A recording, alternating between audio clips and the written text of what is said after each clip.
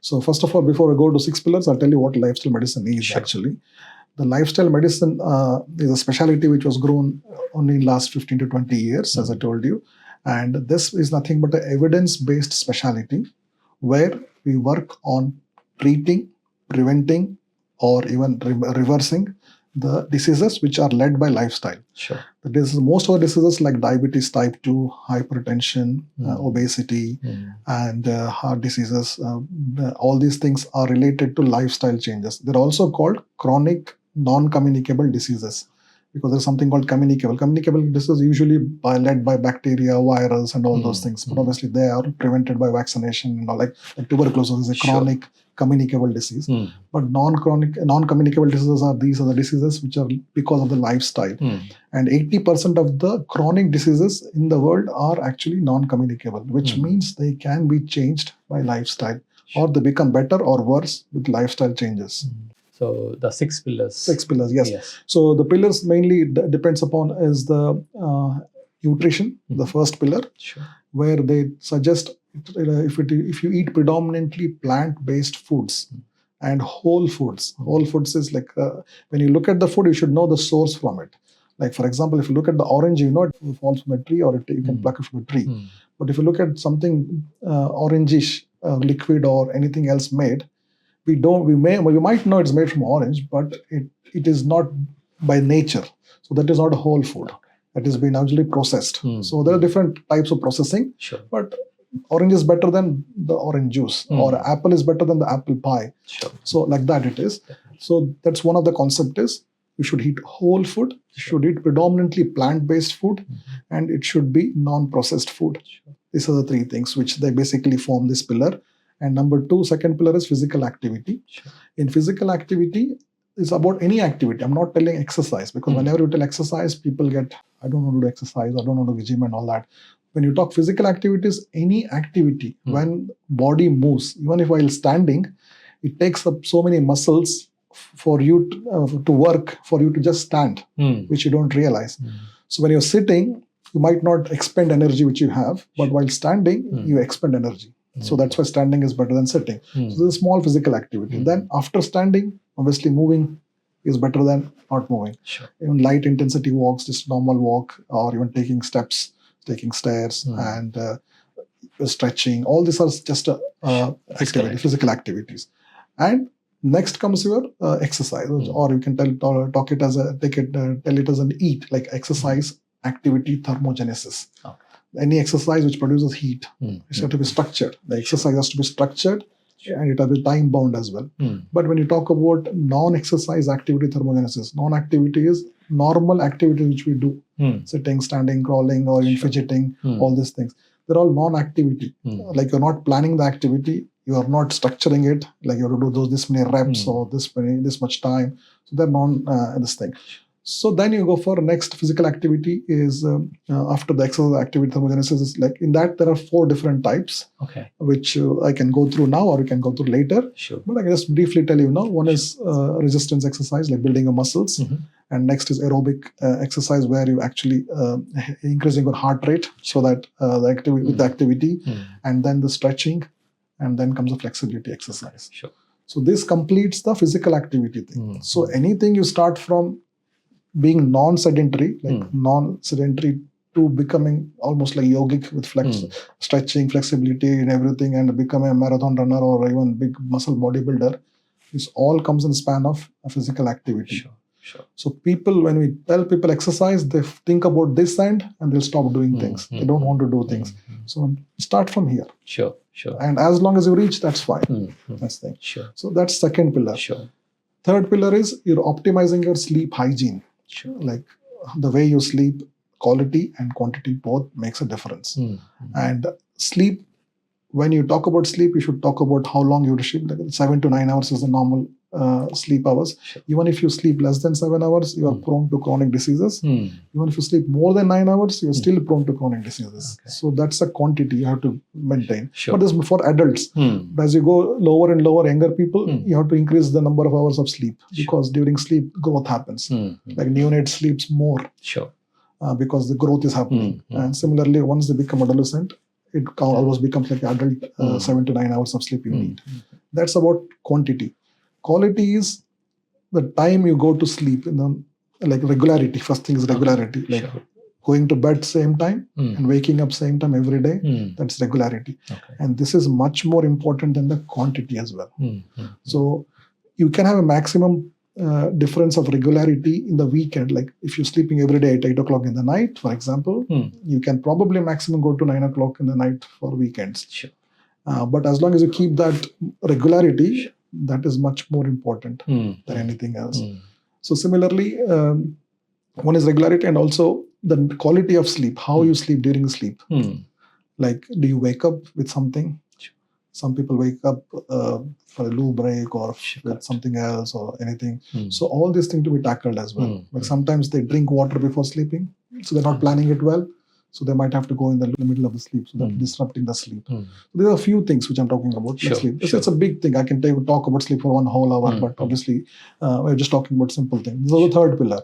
And the fourth pillar is managing your stress. Managing stress involves two components: preventing stress and coping with the stress. And building resilience as well. So these three components. Now, obviously, there are different kinds of things which you can do. One is relaxation exercises, mindfulness, and practicing meditation, and even physical activity, nutrition. All this becomes part of managing stress as well. Even though they're different, this thing, they're all interdependent. The most important in stress is if you are stressed, it doesn't only affect the stress pillar. It also affects the other pillar. Because when I'm stressed, I don't feel like eating healthy. If I'm stressed, I don't feel like going for any walk or activity or exercise. I don't feel like sleeping, or sleep is disturbed. So you can see the stress is actually hampering all the pillars. So stress could be two different problems that can create. Stress itself is a problem. In addition to that, it is affecting all the other lifestyle habits which we can build on.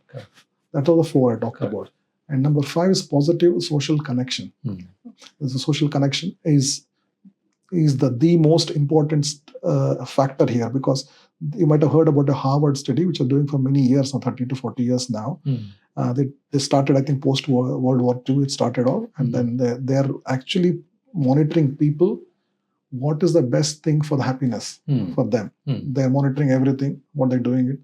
The single most important thing that came out from that study was the positive social connection. As long as you're connected to somebody, even one person, not socially or on social media, I'm talking about face-to-face or in real this thing. It could be your partner, wife, parent, friend, anybody. But as long as you're actually connected, in one sense, like there is no screen in between you and them. You actually could share anything to them, and they can, which is actually much more easier thing. It lightens your heart. It de-stresses you. So many things are going away from it. And with that positive social connection, there is a parasympathetic overflow, and parasympathetic overflow is always good for your health. And because it's almost like what meditation, mindfulness, everything does is it takes you to the parasympathetic it overturns the sympathetic cycle to the parasympathetic cycle, where you find calm, peace, and everything. So even it doesn't have to be sitting in one room alone, closing your eyes and looking for things. Even if you interact with people openly and happily, you can still find that flow, the flow state where you can achieve this parasympathetic overdrive. So that's about stress. And then next, that's about positive psychosocial connection. The next is avoidance of any drugs or any illicit drugs or smoking or even alcohol. If you avoid it completely, much better. Some organizations say that you can still, like for example, alcohol. They say, okay, mild alcohol drink is fine. But if anybody asks me, it's my personal opinion, I will say nothing is fine. You can stop everything. Because if you go to WHO, the alcohol itself is a pro-cancerous particle. It's a carcinogenic. It is described as a carcinogenic material. It's as bad as any carcinogen. But obviously we all know about it, but still we do it. But obviously that's the most bad thing which can happen with alcohol, along with other problems it can cause, like liver failure and other things. So if you ask somebody to me, like I'll say no. Obviously the word is avoidance here, not limiting. So if you can avoid, it's better. These are the 6 pillars. 6 pillars. So anybody, if they think want to improve their health, sit down and look at your audit yourself to these 6 things and see where you are and develop each one. You don't have to do all 6 together at the same time. You don't have to, even in one thing, you don't have to do nutrition, for example. Whole plate from tomorrow should be healthy. There's no need to that. In a whole plate, when you eat, even if you start with 10% of the plate or even 20%, whatever small little change you can make that small change first and carry on till some time. So that once you reach that 10% becomes your own habit, then start adding another 10% to it. So what I'm saying is small things you can change, although it takes longer time, but the benefit it gives is longer and much more impactful. Sure. Just to make yourself, you might ask, does it work? Yeah, it does work. All this lifestyle medicine does work. And there are a lot of studies have been shown as well. Each pillar has shown differences. The main person who did, the main scientist, a doctor who did this studies, he has shown improvement in even Alzheimer's, he's shown improvement in dementia, he's shown improvement in prostate cancer. All these things he has shown. So, and second thing is, you might have heard about blue zones. Have you heard of blue zones? Yes. Yeah, the different parts of, like there are 5 different zones, although there is 6th now as well. The 5 different parts of the world they are.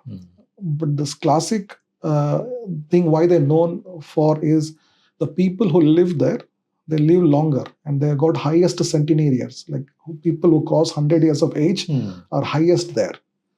And not only they cross 100 years of age, but they're healthiest as well. Even if you see them at 90, 95, they're still doing the yard work or garden work and all those things. Okinawa? Yeah, one is Okinawa in Japan. Sure. And there's one in Greece. There's one in California. Okay. And there's one in Ikara. No, Ikara is in Greece. Nicoya Island, this one. And the latest one to add is in Singapore. Okay. They transformed, Singapore government has transformed to make it as a blue zone. What they do, the pillars which are discussed to you now, the 6 pillars, they do that. There are no gyms there. They don't run marathons. They don't take bikes and everything. I'm not saying I'm not against these, but what I'm saying is the basic things. If you develop yourself to the maximal, the basic habits, it's more than good enough for you to live longer and live healthier as well. So what they do is just eat healthy all the time. They eat local. They eat. Some people even drink wine, like the one in the Greece side, in Italy side. They also drink wine with the food, 1 glass of wine. Still they live longer, they still live healthier. But some people in Okinawa and Japan, they eat rice. We say rice is bad, rice is wrong. They still eat rice. But other things are good because they do a lot of physical activity, not exercise. They do a lot of physical activity. Like gardening. Garden. They're all non-activity thermogenesis, like non-exercise activity thermogenesis. Gardening, do your own cleaning the house, bringing your groceries. They don't take the car to build the groceries. They go walk, bring the groceries and bring it home.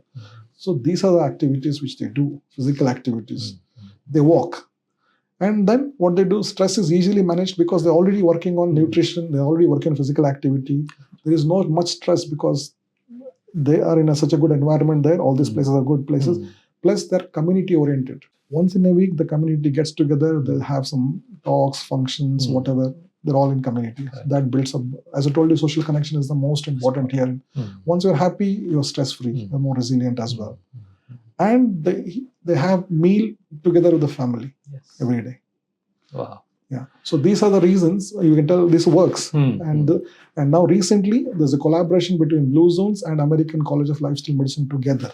To make it even more, people should be even more aware of all these things.